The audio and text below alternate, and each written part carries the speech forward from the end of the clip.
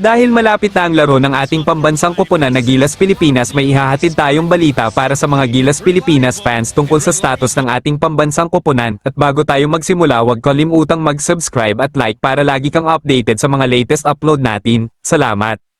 Dahil nalalapit na ang laro ng ating pambansang koponan na Gilas Pilipinas, nagsimula na ang practice ng mga ito upang maghanda sa magiging laro nila, at sa unang practice nila ay medyo bad news para sa ating Gilas Pilipinas team dahil hindi nakita sa practice ang dalawa sa mga inaasahan nating bigman ng team na sila Kai Sotto at Quentin Milore Brown na parehas na kailangan ng team natin dahil sa height ng mga makakalaban natin ngayong window.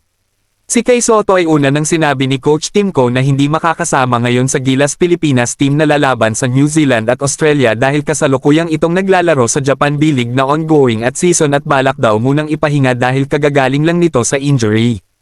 Alam din natin na malaki ang magiging kawalan ni Kai Sotto sa Gilas Pilipinas dahil alam naman natin na si Sotto ang isa sa mga inaasahan talaga ng team natin. At sa kaugnay na balita, Quentin Milore Brown o mas kilala bilang QMB ay hindi nakita sa unang araw ng practice ng ating Gilas Pilipinas. Ayon sa coach ng Gilas na si Tim Cone, konfirmado nang hindi maglalaro sa Gilas Pilipinas si QMB ngayong window dahil kasalukuyang din itong naglalaro sa Japan B-League ngayon.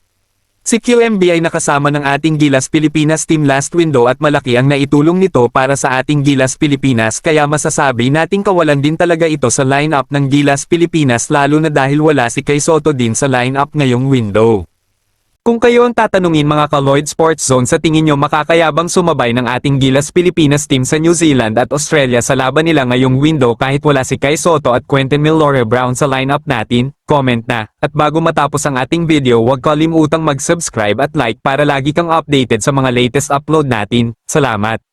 Shoutout nga pala sa 7,495 nating subscribers. Maraming salamat sa patuloy na pagtangkilik sa ating mga videos. Salamat!